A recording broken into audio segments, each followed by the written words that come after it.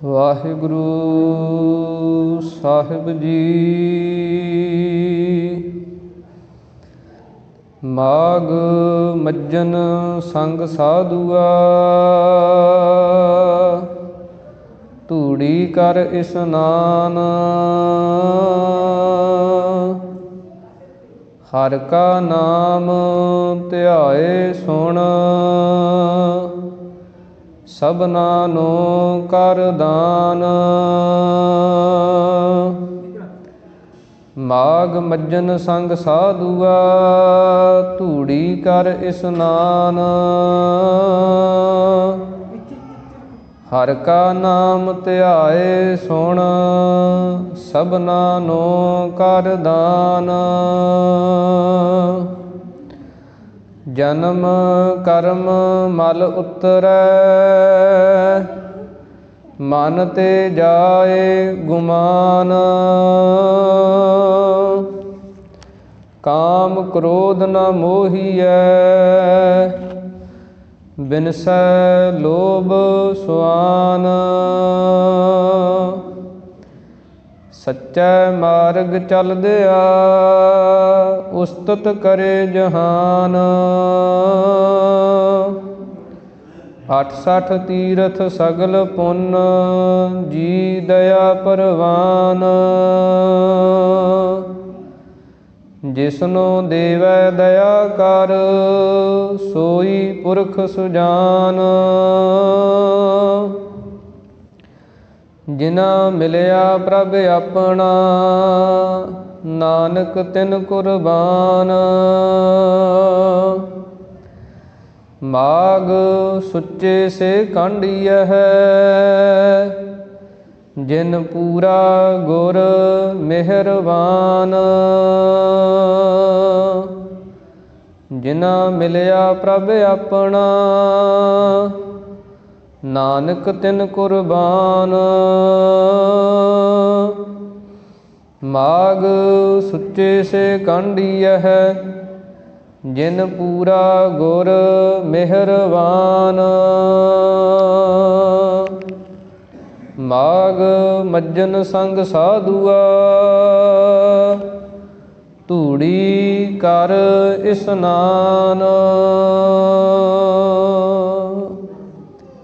ਵਾਹਿਗੁਰੂ ਜੀ ਕਾ ਖਾਲਸਾ, ਵਾਹਿਗੁਰੂ ਜੀ ਕੀ ਫਤਿਹ। ਸਤਿਗੁਰਾਂ ਦੀ ਸਾਜੀ ਨਵਾਜੀ ਹੋਈ ਪਰਮ ਸਨਮਾਨ ਅਤੇ ਸਤਿਕਾਰਯੋਗ ਗੁਰੂ ਰੂਪ ਗੁਰੂ ਸਰੂਪ ਖਾਲਸਾ ਸਾਧ ਸੰਗਤ ਜੀਓ। ਅੰਤਰਜਾਮੀ ਗਰੀਬ ਨਵਾਜ ਅਕਾਲ ਪੁਰਖ ਪਰਮੇਸ਼ਰ ਵਾਹਿਗੁਰੂ ਜੀ ਦੀ ਅਤਿਅੰਤ ਕਿਰਪਾਲਤਾ ਰਹਿਮਤ ਬਖਸ਼ਿਸ਼ ਦਾ ਸਦਕਾ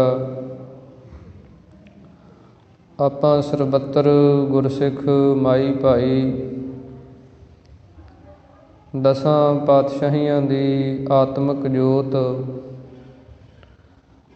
ਚਵਰ ਛਤਰ ਤਖਤ ਦੇ ਮਾਲਕ ਜੁਗੋ ਜੁਗ ਅਟਲ ਗੁਰਬਾਣੀ ਸਰੂਪ ਸਤਿਗੁਰੂ ਧੰਨ ਧੰਨ ਸਤਿਗੁਰੂ ਸ੍ਰੀ ਗੁਰੂ ਗ੍ਰੰਥ ਸਾਹਿਬ ਮਹਾਰਾਜ ਸੱਚੇ ਪਾਤਸ਼ਾਹ ਜੀ, ਜਿਨ੍ਹਾਂ ਦੀ ਪਾਵਨ ਪਵਿੱਤਰ ਹਜ਼ੂਰੀ ਦੇ ਅੰਦਰ ਸੁਭਾਏਮਾਨ ਹੋ ਕੇ ਸੰਗਰਾਂਦ ਦੇ ਪਾਵਨ ਪਵਿੱਤਰ ਦਿਹਾੜੇ 'ਤੇ ਹਾਜ਼ਰੀਆਂ ਭਰ ਕੇ ਗੁਰਬਾਣੀ ਸਰਵਣ ਕਰਕੇ ਸਤ ਸੰਗਤ ਦੀਆਂ ਘੜੀਆਂ ਦਾ ਆਨੰਦ ਮਾਣਦਿਆਂ ਹੋਇਆਂ ਆਪਣੇ ਜੀਵਨ ਨੂੰ ਸਵਾਸਾਂ ਨੂੰ ਸਫਲ ਬਣਾ ਰਹੇ ਹਾਂ।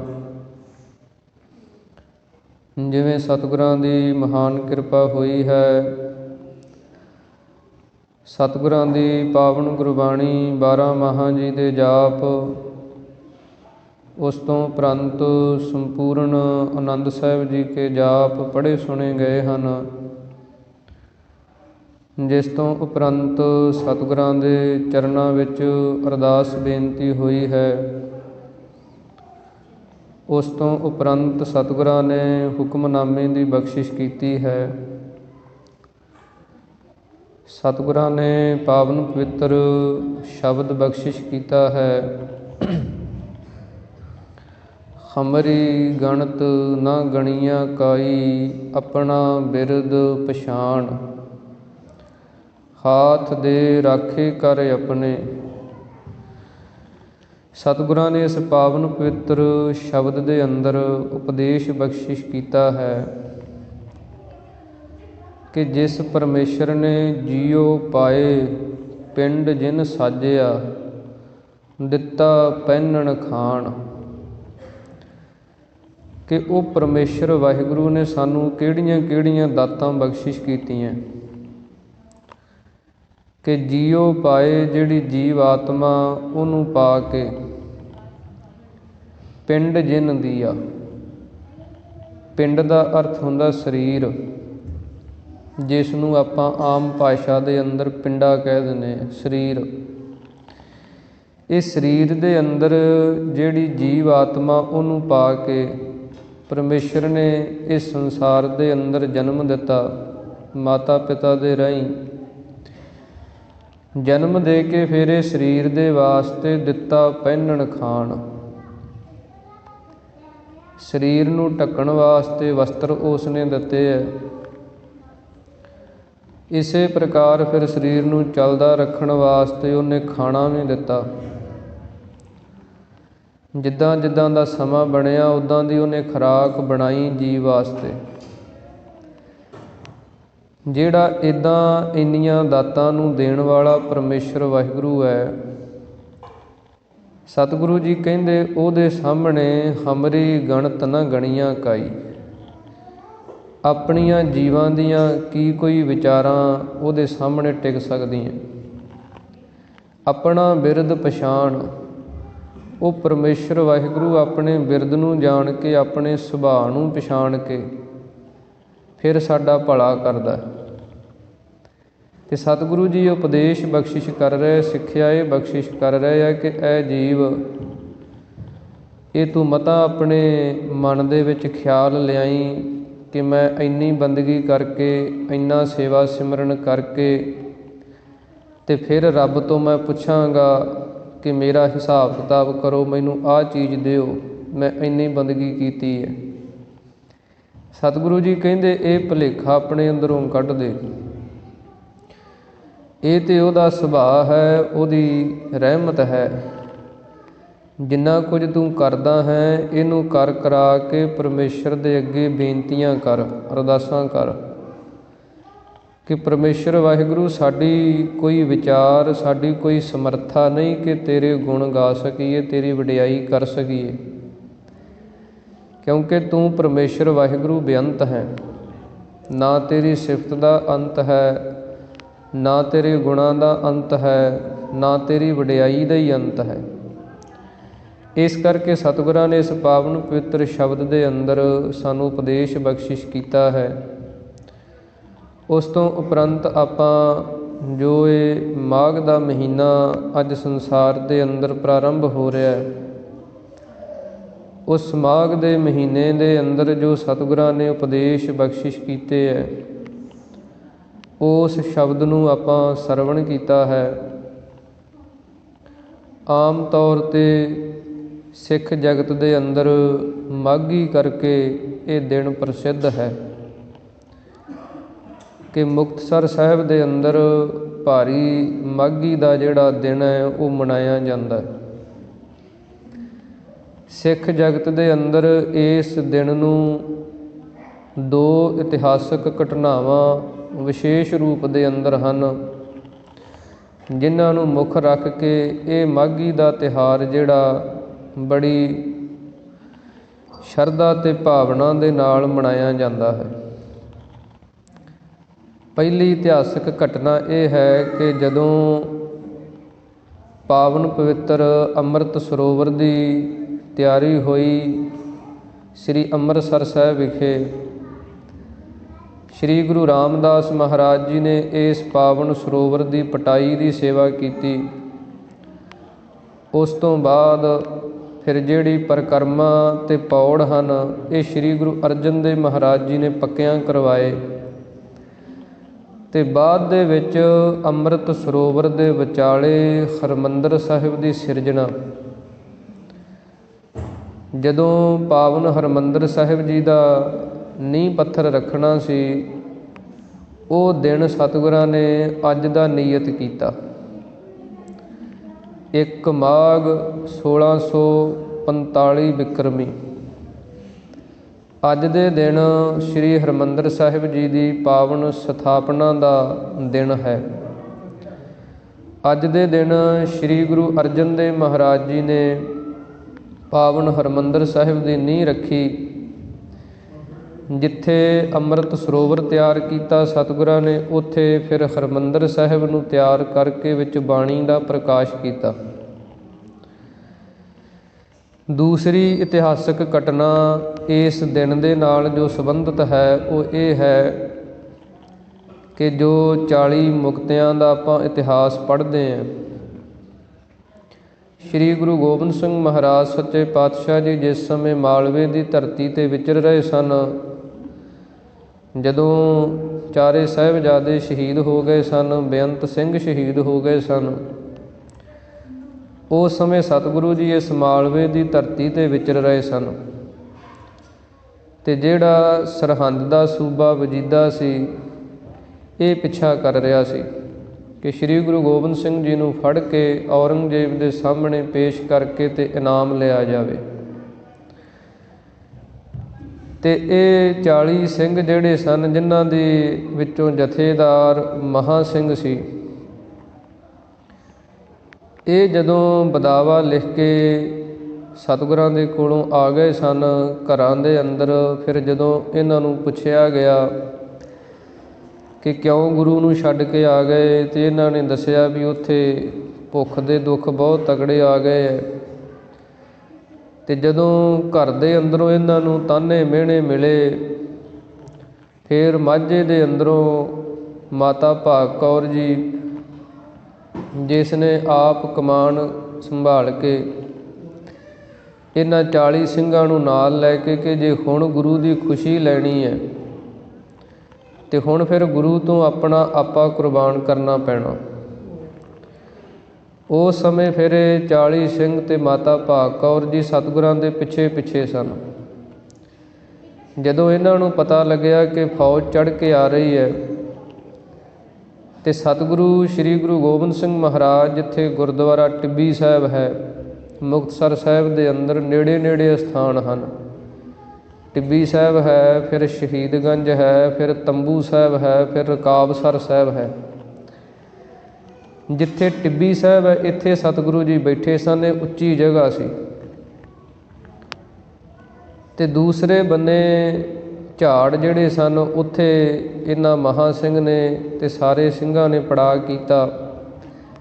ਝਾੜਾਂ ਦੇ ਉੱਤੇ ਆਪਣੇ ਜਿਹੜੇ ਦਸਤਾਰੇ ਸਨ ਉਹ ਪਾ ਦਿੱਤੇ, ਜਿੰਨੇ ਚੋਲੇ ਸਨ ਉਹ ਪਾ ਦਿੱਤੇ, ਕਿ ਦੁਸ਼ਮਣ ਨੂੰ ਲੱਗੇ ਵੀ ਫੌਜ ਇੱਥੇ ਬਹੁਤ ਬੈਠੀ ਹੈ।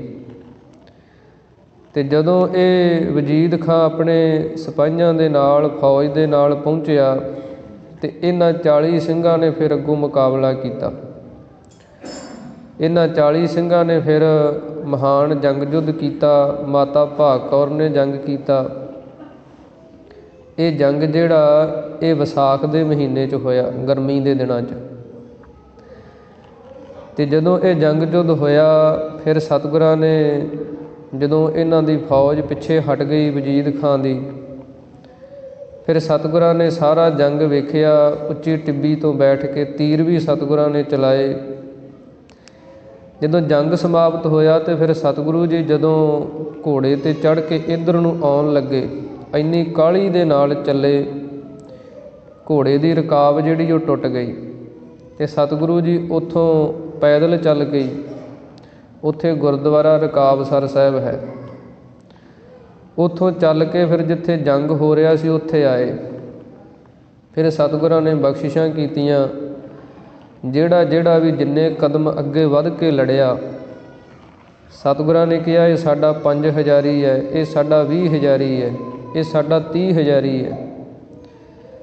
ਇਹਨਾਂ ਦਾ ਭਾਵ ਇਹ ਸੀ ਕਿ ਆਉਣ ਵਾਲੇ ਸਮੇਂ ਦੇ ਅੰਦਰ ਇਹ ਰਾਜੇ ਹੋਣਗੇ, ਇਹਨਾਂ ਦੇ ਕਮਾਨ ਦੇ ਹੇਠਾਂ ਕਿਸੇ ਦੇ ਹੇਠਾਂ 20,000 ਫੌਜ ਹੋਏਗੀ, ਕਿਸੇ ਦੇ ਹੇਠਾਂ 30,000 ਫੌਜ ਹੋਏਗੀ। ਇਹ ਰਾਜੇ ਹੋਣਗੇ। ਇਸੇ ਪ੍ਰਕਾਰ ਹੀ ਫਿਰ ਮਹਾਂ ਸਿੰਘ ਜੀ ਦੇ ਪਾਸ ਪਹੁੰਚੇ ਜਦੋਂ, ਤੇ ਮਹਾਂ ਸਿੰਘ ਨੇ ਬੇਨਤੀ ਕੀਤੀ। ਸਤਿਗੁਰੂ ਜੀ ਕਹਿਣ ਲੱਗੇ ਵੀ ਤੁਹਾਡੀ ਸੇਵਾ ਸੰਪੂਰਨ ਹੋ ਗਈ ਹੈ, ਮੰਗ ਲਓ ਹੁਣ ਜੋ ਕੁਝ ਮੰਗਣਾ। ਕਹਿਣ ਲੱਗੇ ਮਹਾਰਾਜ ਹੋਰ ਕੁਝ ਨਹੀਂ ਮੰਗਣਾ, ਅਸੀਂ ਭੁੱਲੇ ਸਾਂ ਤੇ ਤੁਸੀਂ ਸਾਨੂੰ ਰਾਹੇ ਪਾ ਦਿਓ। ਹੁਣ ਜਿਹੜਾ ਬਦਾਵਾ ਲਿਖ ਕੇ ਆਏ ਸੀ ਉਹ ਪਾੜ ਦਿਓ। ਉੱਥੇ ਫਿਰ ਸਤਿਗੁਰਾਂ ਨੇ ਉਹ ਬਦਾਵੇ ਦਾ ਕਾਗਜ਼ ਜਿਹੜਾ ਪਾੜਿਆ, ਟੁੱਟੀ ਨੂੰ ਗੰਢਿਆ, ਤੇ ਸਿੱਖ ਜਗਤ ਦੇ ਅੰਦਰ ਅੱਜ ਦਾ ਦਿਨ ਟੁੱਟੀ ਗੰਢੀ ਦਿਵਸ ਕਰਕੇ ਵੀ ਮਨਾਇਆ ਜਾਂਦਾ। ਇਸ ਪ੍ਰਕਾਰ ਸਤਿਗੁਰੂ ਸ੍ਰੀ ਗੁਰੂ ਗੋਬਿੰਦ ਸਿੰਘ ਮਹਾਰਾਜ ਜੀ ਨੇ ਮਹਾਨ ਉੱਥੇ ਬਖਸ਼ਿਸ਼ਾਂ ਕੀਤੀਆਂ। ਫਿਰ ਜਿੱਥੇ ਸਾਰੇ ਸਿੰਘਾਂ ਦਾ ਸੰਸਕਾਰ ਸਤਿਗੁਰਾਂ ਨੇ ਕਰਵਾਇਆ, ਉੱਥੇ ਗੁਰਦੁਆਰਾ ਸ਼ਹੀਦਗੰਜ ਸਾਹਿਬ ਹੈ। ਤੇ ਨਾਲ ਹੀ ਸਤਿਗੁਰਾਂ ਨੇ ਵਰ ਬਖਸ਼ਿਸ਼ ਕੀਤਾ ਵੀ ਇਹ ਹੁਣ 40 ਮੁਕਤਿਆਂ ਦਾ ਅਸਥਾਨ ਬਣ ਗਿਆ। ਉਸ ਸਮੇਂ ਇਹਦਾ ਨਾਮ ਖਿਦਰਾਣੇ ਦੀ ਢਾਬ ਸੀ, ਕਿਉਂਕਿ ਨਿਆਈ ਸੀ ਤੇ ਜਿਹੜਾ ਮੀਂਹ ਦਾ ਪਾਣੀ ਉੱਥੇ ਰੁਕ ਜਾਂਦਾ ਸੀ ਉਹਨੂੰ ਵਰਤੋਂ 'ਚ ਲਿਆ ਜਾਂਦਾ ਸੀ। ਤੇ ਸਤਿਗੁਰੂ ਜੀ ਕਹਿਣ ਲੱਗੇ ਹੁਣ ਇਹ ਖਿਦਰਾਣੇ ਦੀ ਢਾਬ ਨਹੀਂ, ਹੁਣ ਇਹ ਮੁਕਤਸਰ ਸਾਹਿਬ ਬਣੇਗਾ। ਬਾਅਦ ਦੇ ਵਿੱਚ ਫਿਰ ਜਦੋਂ ਖਾਲਸੇ ਦਾ ਸਮਾਂ ਆਇਆ, ਖਾਲਸੇ ਨੇ ਫਿਰ ਉਹ ਅਸਥਾਨ ਆਬਾਦ ਕੀਤੇ। ਤੇ ਇਹ ਜੰਗ ਭਾਵੇਂ ਵਿਸਾਖ ਦੇ ਮਹੀਨੇ 'ਚ ਹੋਇਆ, ਪਰ ਇਹਦਾ ਦਿਨ ਜਿਹੜਾ ਉਹ ਇਸ ਮਾਘ ਦੇ ਮਹੀਨੇ ਅੰਦਰ ਵਿਸ਼ੇਸ਼ ਰੂਪ ਦੇ ਅੰਦਰ ਮਨਾਇਆ ਜਾਂਦਾ, ਮਾਘੀ ਨੂੰ ਸੰਬੰਧਿਤ ਕਰਕੇ। ਇਸ ਪ੍ਰਕਾਰ ਸਤਿਗੁਰੂ ਸ੍ਰੀ ਗੁਰੂ ਗੋਬਿੰਦ ਸਿੰਘ ਮਹਾਰਾਜ ਜੀ ਨੇ ਇਹ ਮਹਾਨ ਬਖਸ਼ਿਸ਼ਾਂ ਕੀਤੀਆਂ। ਸੰਸਾਰ ਦੇ ਅੰਦਰ ਤੀਰਥ ਅਸਥਾਨਾਂ ਦਾ ਜ਼ਿਕਰ ਆਉਂਦਾ ਹੈ। ਹਿੰਦੂ ਮਤ ਦੇ ਅੰਦਰ ਤੀਰਥਾਂ ਦਾ ਬੜਾ ਬੋਲਬਾਲਾ ਹੈ। 68 ਤੀਰਥਾਂ ਦਾ ਜ਼ਿਕਰ ਆਉਂਦਾ ਹੈ। ਇਸੇ ਪ੍ਰਕਾਰ ਹੀ ਹਿੰਦੂ ਮਤ ਦੇ 4 ਧਾਮਾਂ ਦਾ ਜ਼ਿਕਰ ਆਉਂਦਾ ਹੈ। ਕੇਦਾਰਨਾਥ, ਬਦਰੀਨਾਥ, ਗੰਗੋਤਰੀ, ਜਮਨੋਤਰੀ। ਜਦੋਂ ਆਪਾਂ ਹੇਮਕੁੰਟ ਸਾਹਿਬ ਨੂੰ ਜਾਂਦੇ ਹਾਂ ਤੇ ਰਸਤੇ ਦੇ ਅੰਦਰ ਇਹਨਾਂ ਦੇ ਇਹ 4 ਧਾਮ ਆਉਂਦੇ ਹੈ। ਤੇ ਸਤਿਗੁਰਾਂ ਨੇ ਸਿੱਖਾਂ ਵਾਸਤੇ ਸਭ ਤੋਂ ਵੱਖਰੇ ਹੀ ਤੀਰਥ ਅਸਥਾਨ ਜਿਹੜੇ ਉਹ ਬਣਾਏ ਹੈ। ਜਿਵੇਂ ਸਭ ਤੋਂ ਕੇਂਦਰੀ ਅਸਥਾਨ ਸ਼੍ਰੀ ਹਰਿਮੰਦਰ ਸਾਹਿਬ ਹੈ, ਜਿਸ ਦੇ ਦਰਸ਼ਨ ਦਿਦਾਰਿਆਂ ਵਾਸਤੇ ਆਪਾਂ ਸਤਿਗੁਰਾਂ ਦੇ ਚਰਨਾਂ ਵਿੱਚ ਅਰਦਾਸਾਂ ਕਰਦੇ ਹਾਂ ਕਿ ਹਰਿਮੰਦਰ ਸਾਹਿਬ ਜੀ ਦੇ ਦਰਸ਼ਨ ਇਸ਼ਨਾਨ ਬਖਸ਼ਿਸ਼ ਕਰਨੇ। ਜਿੱਥੇ ਜਿੱਥੇ ਵੀ ਸਤਿਗੁਰਾਂ ਨੇ ਇਹ ਅੰਮ੍ਰਿਤ ਸਰੋਵਰ ਕਾਇਮ ਕੀਤੇ, ਉਹਦੇ ਨਾਲ ਨਾਲ ਬਾਣੀ ਦਾ ਪ੍ਰਵਾਹ ਜਿਹੜਾ ਉਹ ਰੱਖਿਆ ਕਿ ਜਿੱਥੇ ਤਨ ਦਾ ਇਸ਼ਨਾਨ ਹੋਵੇ ਉਹਦੇ ਨਾਲ ਨਾਲ ਮਨ ਦਾ ਵੀ ਇਸ਼ਨਾਨ ਹੋਵੇ। ਤੇ ਇਹਨਾਂ ਧਾਰਮਿਕ ਅਸਥਾਨਾਂ ਤੇ ਧਾਰਮਿਕ ਸਰੋਵਰਾਂ ਤੇ ਦਰਸ਼ਨ ਦਿਦਾਰੇ ਕਰਨ ਦਾ ਸਾਨੂੰ ਗੁਰੂ ਨੇ ਹੁਕਮ ਕੀਤਾ। ਤੇ ਜਦੋਂ ਆਪਾਂ ਇਹਨਾਂ ਧਾਰਮਿਕ ਅਸਥਾਨਾਂ ਤੇ ਦਰਸ਼ਨ ਦਿਦਾਰੇ ਕਰਦੇ ਹਾਂ ਤੇ ਉਹਦੇ ਲਾਭ ਬਹੁਤ ਹੁੰਦੇ ਹੈ। ਲਾਭ ਉਹਦੇ ਕੀ ਹੁੰਦੇ ਹੈ? ਜਦੋਂ ਆਪਾਂ ਕਿਸੇ ਧਾਰਮਿਕ ਅਸਥਾਨ 'ਤੇ ਜਾਂਦੇ ਹਾਂ, ਜਿੱਥੇ ਆਪਾਂ ਅੰਮ੍ਰਿਤ ਸਰੋਵਰ ਦੇ ਅੰਦਰ ਇਸ਼ਨਾਨ ਕਰਦੇ ਹਾਂ, ਉੱਥੇ ਆਪਾਂ ਜੋ ਸਤਿਗੁਰਾਂ ਨੇ ਉੱਥੇ ਕੌਤਕ ਕੀਤਾ, ਜੋ ਸਿੱਖਿਆ ਬਖਸ਼ਿਸ਼ ਕੀਤੀ, ਉਹਨੂੰ ਜਦੋਂ ਆਪਾਂ ਪੜ੍ਹਦੇ ਅਤੇ ਸੁਣਦੇ ਹਾਂ, ਫਿਰ ਸਾਡੇ ਅੰਦਰ ਗੁਰੂ ਪ੍ਰਤੀ, ਸਿੱਖੀ ਪ੍ਰਤੀ ਸ਼ਰਧਾ, ਪ੍ਰੇਮ, ਭਾਵਨਾ ਇਹ ਚੀਜ਼ਾਂ ਪੈਦਾ ਹੁੰਦੀਆਂ ਕਿ ਸਾਡੇ ਗੁਰੂ ਸਾਹਿਬਾਨ ਇਤਨੇ ਮਹਾਨ ਹੋਏ ਹੈ, ਐਡੇ ਪਰਉਪਕਾਰੀ ਹੋਏ ਹੈ, ਜਿਨ੍ਹਾਂ ਨੇ ਸਾਡੇ 'ਤੇ ਇਹ ਮਹਾਨ ਬਖਸ਼ਿਸ਼ਾਂ ਕੀਤੀਆਂ। ਜਿਵੇਂ ਅੱਜ ਦਾ ਜਿਹੜਾ ਮਾਘੀ ਦਾ ਦਿਨ ਹੈ, ਮਾਘ ਦਾ ਇਸ਼ਨਾਨ ਹੈ, ਹਿੰਦੂ ਮਤ ਦੇ ਅੰਦਰ ਬੜਾ ਪ੍ਰਸਿੱਧ ਮੰਨਿਆ। ਅੱਜ ਦੇ ਦਿਨ ਪ੍ਰਯਾਗ ਰਾਗ ਦੇ ਉੱਤੇ ਇਲਾਹਾਬਾਦ ਦੇ ਅੰਦਰ ਤ੍ਰਿਵੇਣੀ ਬਣਦੀ ਹੈ। 3 ਨਦੀਆਂ ਉੱਥੇ ਇਕੱਠੀਆਂ ਹੁੰਦੀਆਂ, ਗੰਗਾ, ਜਮਨਾ ਅਤੇ ਸਰਸਵਤੀ। ਇਹ 3 ਨਦੀਆਂ ਦਾ ਸੰਗਮ ਉੱਥੇ ਹੁੰਦਾ, ਉਸ ਨੂੰ ਪ੍ਰਯਾਗ ਰਾਗ ਦਾ ਨਾਮ ਦਿੱਤਾ ਗਿਆ। ਅਤੇ ਉੱਥੇ ਜੇ ਕੋਈ ਇਸ਼ਨਾਨ ਕਰੇ ਤਾਂ ਉਹਨੂੰ ਉਹ ਬੜਾ ਪਵਿੱਤਰ ਸਮਝਦੇ ਹੈ ਕਿ ਬੜਾ ਉੱਤਮ ਇਸ਼ਨਾਨ ਹੈ। ਅਤੇ ਸਤਿਗੁਰੂ ਸ੍ਰੀ ਗੁਰੂ ਗੋਬਿੰਦ ਸਿੰਘ ਮਹਾਰਾਜ ਸੱਚੇ ਪਾਤਸ਼ਾਹ ਜੀ ਜਦੋਂ ਅਨੰਦਪੁਰ ਸਾਹਿਬ ਦੀ ਧਰਤੀ 'ਤੇ ਸਨ ਅਤੇ ਜਦੋਂ ਸਤਿਗੁਰਾਂ ਦਾ ਵਿਆਹ ਦਾ ਸਮਾਂ ਆਇਆ ਅਤੇ ਸਤਿਗੁਰਾਂ ਦਾ ਵਿਆਹ ਗੁਰੂ ਕੇ ਲਾਹੌਰ, ਅਨੰਦਪੁਰ ਸਾਹਿਬ ਤੋਂ ਨੇੜੇ ਹੀ ਅਸਥਾਨ ਹੈ ਗੁਰੂ ਕੇ ਲਾਹੌਰ, ਉੱਥੇ ਗੁਰਦੁਆਰਾ ਸਾਹਿਬ ਹੈ ਤ੍ਰਿਵੇਣੀ ਸਾਹਿਬ। ਸਤਿਗੁਰਾਂ ਨੇ ਉੱਥੇ ਤ੍ਰਿਵੇਣੀ ਪ੍ਰਗਟ ਕੀਤੀ। ਉਹ ਤ੍ਰਿਵੇਣੀ ਨੂੰ ਪ੍ਰਗਟ ਕਰਨ ਦਾ ਇਤਿਹਾਸ ਕੀ ਹੈ? ਜਦੋਂ ਸਤਿਗੁਰੂ ਜੀ ਨੇ ਉੱਥੇ ਪੜਾਅ ਕੀਤਾ, ਸਿੱਖ ਸੰਗਤਾਂ ਇਕੱਠੀਆਂ ਹੋਈਆਂ ਅਤੇ ਉੱਥੇ ਪਾਣੀ ਦੀ ਬਹੁਤ ਕਿੱਲਤ ਸੀ, ਪਾਣੀ ਦੀ ਬੜੀ ਘਾਟ ਸੀ ਉਸ ਜਗ੍ਹਾ ਦੇ ਉੱਤੇ। ਅਤੇ ਸਤਿਗੁਰਾਂ ਦਾ ਇੱਕ ਸਿੱਖ ਸੀ ਜਿਹੜਾ ਸਤਿਗੁਰਾਂ ਦੇ ਵਸਤਰਾਂ ਨੂੰ ਧੋਂਦਾ ਸੀ, ਧੋਬੀ ਸਿੱਖ ਸੀ। ਉਹਨੇ ਆ ਕੇ ਬੇਨਤੀ ਕੀਤੀ, ਕਹਿਣ ਲੱਗਿਆ, ਮਹਾਰਾਜ ਇੱਥੇ ਪਾਣੀ ਦੀ ਬੜੀ ਕਿੱਲਤ ਹੈ ਅਤੇ ਵਸਤਰ ਕਿਵੇਂ ਧੋਤੇ ਜਾਣ? ਤਾਂ ਸਤਿਗੁਰੂ ਜੀ ਕੁਝ ਸਿੱਖਾਂ ਨੂੰ ਨਾਲ ਲੈ ਕੇ, ਨਾਲ ਮਾਮਾ ਕਿਰਪਾਲ ਚੰਦ ਜੀ ਸਨ, ਇੱਕ ਪਹਾੜ ਦੀ ਸਿਲਾ ਸੀ, ਉੱਧਰ ਨੂੰ ਸਤਿਗੁਰੂ ਜੀ ਗਏ ਅਤੇ ਨਾਲ ਸਤਿਗੁਰਾਂ ਦੇ 5 ਭੂਆ ਦੇ ਪੁੱਤਰ ਸਨ। ਸ਼੍ਰੀ ਗੁਰੂ ਗੋਬਿੰਦ ਸਿੰਘ ਮਹਾਰਾਜ ਜੀ ਦੀ ਭੂਆ ਸੀ ਬੀਬੀ ਵੀਰੋ ਜੀ, ਜੋ ਸ਼੍ਰੀ ਗੁਰੂ ਹਰਗੋਬਿੰਦ ਸਾਹਿਬ ਮਹਾਰਾਜ ਜੀ ਦੀ ਸਪੁੱਤਰੀ ਸੀ ਅਤੇ ਧੰਨ ਸ਼੍ਰੀ ਗੁਰੂ ਤੇਗ ਬਹਾਦਰ ਮਹਾਰਾਜ ਜੀ ਦੇ ਭੈਣ ਜੀ ਸੀ। ਅਤੇ ਉਹ ਬੀਬੀ ਵੀਰੋ ਜੀ ਦੇ 5 ਸਪੁੱਤਰ ਸਨ, ਜਿਨ੍ਹਾਂ ਦੇ ਵਿੱਚੋਂ ਸੰਗੋ ਸ਼ਾਹ, ਮਾਰੀ ਚੰਦ, ਗੁਲਾਬ ਚੰਦ, ਇਸੇ ਪ੍ਰਕਾਰ ਹਠੀ ਮੱਲ, ਇਹ 5 ਪੁੱਤਰ ਸਨ। ਇਹ ਵੀ ਨਾਲ ਸਤਿਗੁਰਾਂ ਦੇ ਗਏ ਅਤੇ ਸਤਿਗੁਰਾਂ ਨੇ ਜਾਣ ਸਾਰ ਹੱਥ ਦੇ ਵਿੱਚ ਬਰਛਾ ਸੀ ਸਤਿਗੁਰਾਂ ਦੇ, ਅਤੇ ਪੱਥਰ ਦੀ ਸਿਲਾ ਦੇ ਵਿੱਚ ਬਰਛਾ ਮਾਰਿਆ ਅਤੇ ਬਰਛਾ ਇੱਕ ਹੱਥ ਤੱਕ ਧੱਸ ਗਿਆ ਵਿੱਚ ਹੀ। ਜਦੋਂ ਬਰਛਾ ਸਿਲਾ ਦੇ ਅੰਦਰ ਧੱਸਿਆ ਅਤੇ ਨਾਲ ਇਹ ਜਿਹੜੇ ਭੂਆ ਦੇ ਪੁੱਤਰ ਗਏ ਸਨ 5, ਇਹਨਾਂ ਦਾ ਸਰੀਰਕ ਬਲ ਬਹੁਤ ਸੀ, ਸਰੀਰ ਦੇ ਬੜੇ ਇਹ ਤਾਕਤਵਰ ਅਤੇ ਜ਼ੋਰ ਵਾਲੇ ਸਨ।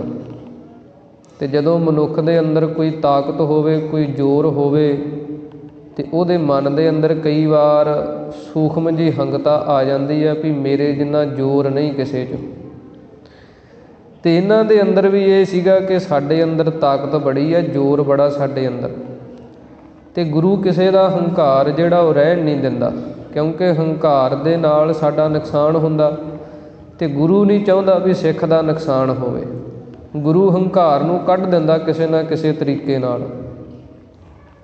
ਅਤੇ ਸਤਿਗੁਰਾਂ ਨੇ ਸਿੱਖਿਆ ਬਖਸ਼ਿਸ਼ ਕਰਨੀ ਸੀ ਵੀ ਅਤ ਸੂਰਾ ਜੇ ਕੋਊ ਕਹਾਵੈ, ਪ੍ਰਭ ਕੀ ਕਲਾ ਬਿਨਾ ਕਹਿ ਧਾਵੈ, ਕਿ ਜੇ ਸੂਰਮੇ ਦੇ ਕੋਲੇ ਜ਼ੋਰ ਹੈ, ਤਾਕਤ ਹੈ, ਅਤੇ ਉਹ ਵੀ ਪਰਮੇਸ਼ਰ ਦੀ ਦਿੱਤੀ ਹੋਈ ਹੈ। ਅਤੇ ਸਤਿਗੁਰਾਂ ਨੇ ਜਦੋਂ ਬਰਛਾ ਮਾਰਿਆ ਅਤੇ ਸੰਗੋ ਸ਼ਾਹ ਜਿਹੜਾ ਸਭ ਤੋਂ ਵੱਡਾ ਸੀ, ਬੜਾ ਤਾਕਤਵਰ ਸੀ, ਮਹਾਰਾਜ ਕਹਿਣ ਲੱਗੇ, ਸੰਗੋ ਸ਼ਾਹ ਜੀ ਇਹ ਬਰਛਾ ਪੱਟੋ ਬਾਹਰ। ਜਦੋਂ ਜ਼ੋਰ ਲਾਉਣ ਲੱਗੇ ਅਤੇ ਪੁੱਟਿਆ ਨਾ ਜਾਏ, ਅਤੇ ਸਤਿਗੁਰੂ ਜੀ ਮੁਸਕਰਾ ਪਏ, ਕਹਿਣ ਲੱਗੇ ਵੀ ਤਾਕਤ ਤਾਂ ਬੜੀ ਸੀ ਤੇਰੇ ਅੰਦਰ, ਇਹ ਪੱਟਿਆ ਕਿਉਂ ਨਹੀਂ ਜਾਂਦਾ?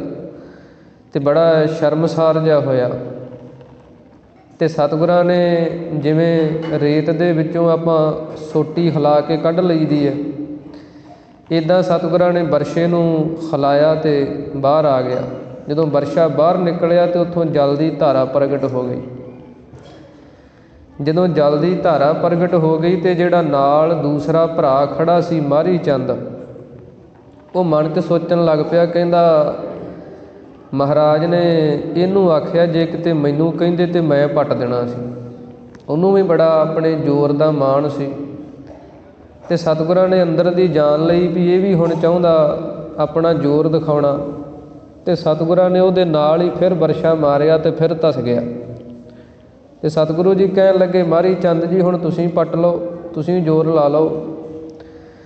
ਜਦੋਂ ਮਾਰੀ ਚੰਦ ਜੀ ਨੇ ਵੀ ਜ਼ੋਰ ਲਾਇਆ ਅਤੇ ਬਰਛਾ ਨਾ ਹਿੱਲਿਆ, ਅਤੇ ਫਿਰ ਸਤਿਗੁਰੂ ਜੀ ਮੁਸਕਰਾਏ, ਅਤੇ ਮਾਰੀ ਚੰਦ ਵੀ ਬੜਾ ਸ਼ਰਮਸਾਰ ਹੋਇਆ ਵੀ ਇਹ ਸਤਿਗੁਰੂ ਕੀ ਕੌਤਕ ਕਰ ਰਹੇ ਹੈ।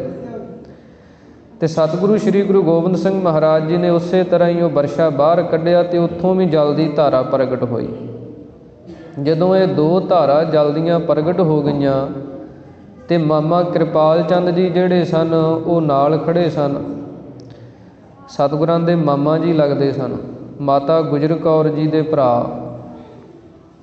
ਸਤਿਗੁਰੂ ਸ੍ਰੀ ਗੁਰੂ ਗੋਬਿੰਦ ਸਿੰਘ ਮਹਾਰਾਜ ਜੀ ਨੂੰ ਬੇਨਤੀ ਕਰਨ ਲੱਗੇ, ਕਹਿਣ ਲੱਗੇ, ਮਹਾਰਾਜ ਜਿੱਥੇ ਇਹ ਦੋ ਧਾਰਾਂ ਪ੍ਰਗਟ ਕੀਤੀਆਂ, ਇੱਕ ਵਰਸ਼ਾ ਮਹਾਰਾਜ ਹੋਰ ਮਾਰ ਦਿਓ, ਤ੍ਰਿਵੈਣੀ ਬਣਾ ਦਿਓ।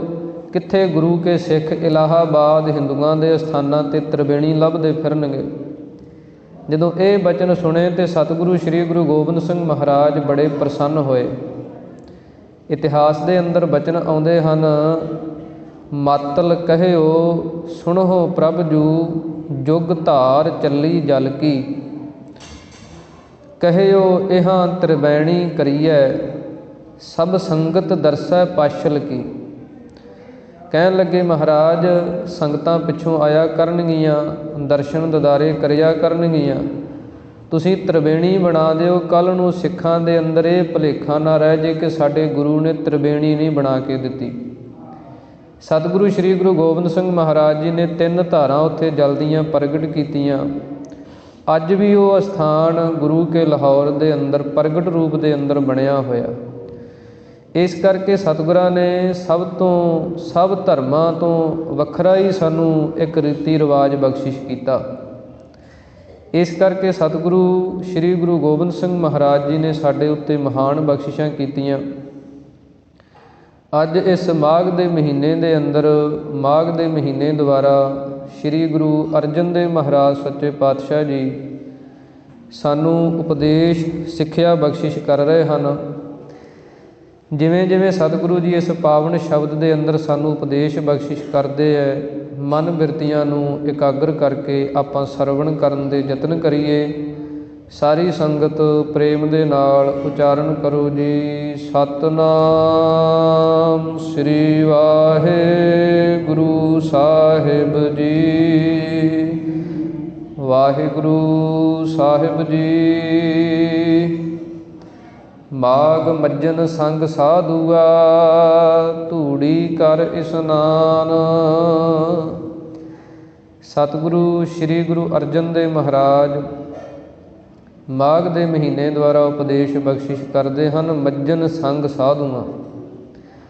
ਸਤਿਗੁਰੂ ਜੀ ਕਹਿੰਦੇ, ਜਿਹੜੀ ਸਾਧੂਆਂ ਦੀ, ਰੱਬ ਦੇ ਪਿਆਰਿਆਂ ਦੀ ਸੰਗਤ ਕਰਨੀ ਹੈ, ਤੇ ਸੰਗਤ ਦੇ ਵਿੱਚ ਜਿਹੜੀ ਸੰਗਤ ਦੀ ਚਰਨ ਧੂੜੀ ਹੈ ਉਹਨੂੰ ਪ੍ਰਾਪਤ ਕਰਨਾ, ਇਹ ਇਸ਼ਨਾਨ ਹੈ।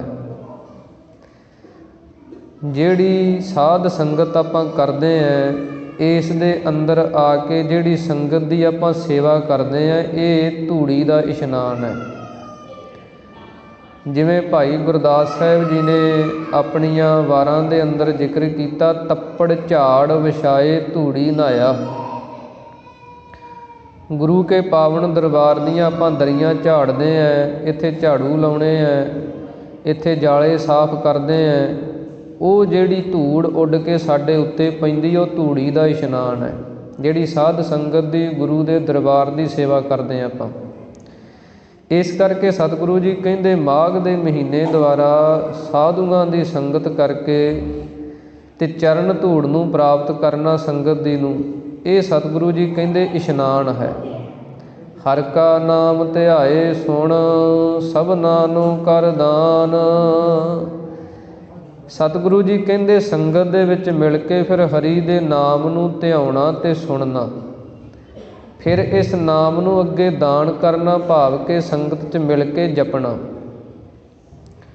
ਜਿਵੇਂ ਪ੍ਰਯਾਗ ਰਾਗ ਦੇ ਉੱਤੇ 3 ਨਦੀਆਂ ਜੁੜਦੀਆਂ, ਉਹ ਪ੍ਰਯਾਗ ਰਾਗ ਬਣਦਾ। ਇਸੇ ਪ੍ਰਕਾਰ ਹੀ ਗੁਰੂ ਕੀ ਸੰਗਤ ਦੇ ਅੰਦਰ ਹੀ ਤ੍ਰਿਵੇਣੀ ਬਣ ਜਾਂਦੀ ਹੈ। ਜਿਹੜੀ ਗੁਰੂ ਕੀ ਸੰਗਤ ਹੈ, ਇਹ ਪ੍ਰਯਾਗ ਰਾਗ ਹੈ। ਇਸ ਸੰਗਤ ਦੇ ਅੰਦਰ ਆਪਾਂ ਗੁਰੂ ਕੀ ਪਾਵਨ ਗੁਰਬਾਣੀ ਨੂੰ ਸੁਣਿਆ ਹੈ ਤੇ ਪੜ੍ਹਿਆ ਹੈ। ਇਹ ਹੈ ਭਗਤੀ। ਬਾਣੀ ਨੂੰ ਸੁਣਨਾ ਤੇ ਬਾਣੀ ਨੂੰ ਪੜ੍ਹਨਾ ਇੱਕ ਭਗਤੀ ਹੈ। ਤੇ ਭਗਤੀ ਤੋਂ ਮੰਨਿਆ ਜਾਂਦਾ ਗੰਗਾ ਦਾ ਪਾਣੀ। ਜਿਵੇਂ ਗੰਗਾ ਦਾ ਪਾਣੀ ਬੜਾ ਉਜਲਾ ਹੈ, ਉਹਦੇ ਵਿੱਚ ਜੇ ਕੋਈ ਇਸ਼ਨਾਨ ਕਰੇ, ਕਹਿੰਦੇ ਵੀ ਗੰਗਾ ਪਾਪ ਲਾਹ ਦਿੰਦੀ ਹੈ। ਪਰ ਸਤਿਗੁਰਾਂ ਦੀ ਪਾਵਨ ਗੁਰਬਾਣੀ ਜਿਹੜੀ ਹੈ, ਇਹ ਗੰਗਾ ਤੋਂ ਵੀ ਉੱਤਮ ਹੈ। ਇਹ ਭਗਤੀ ਹੈ। ਜਿਹੜਾ ਪਾਵਨ ਗੁਰਬਾਣੀ ਨੂੰ ਪੜ੍ਹਦਾ ਤੇ ਸੁਣਦਾ ਹੈ, ਇਸ ਭਗਤੀ ਨੂੰ ਕਰਦਾ ਹੈ ਉਹਦੇ ਸਾਰੇ ਪਾਪ ਲਹਿ ਜਾਂਦੇ ਆ, ਇਹ ਗੰਗਾ ਬਣ ਜਾਂਦੀ ਹੈ।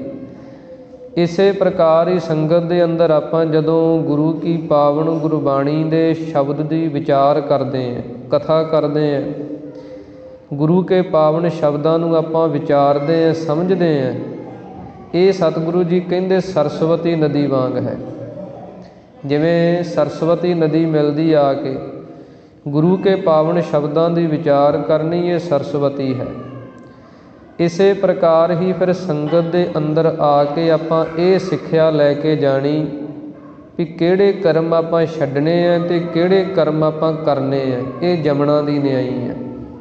ਚੰਗੇ ਕਰਮਾਂ ਨੂੰ ਆਪਣੇ ਜੀਵਨ 'ਚ ਧਾਰਨ ਕਰਨਾ ਅਤੇ ਮਾੜਿਆਂ ਨੂੰ ਛੱਡਣਾ।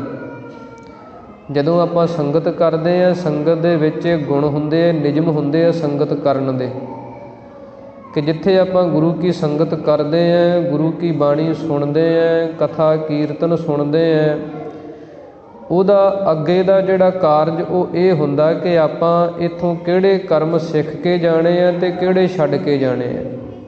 ਔਗੁਣਾਂ ਨੂੰ ਛੱਡਣਾ ਹੈ, ਗੁਣਾਂ ਨੂੰ ਧਾਰਨ ਕਰਨਾ ਹੈ।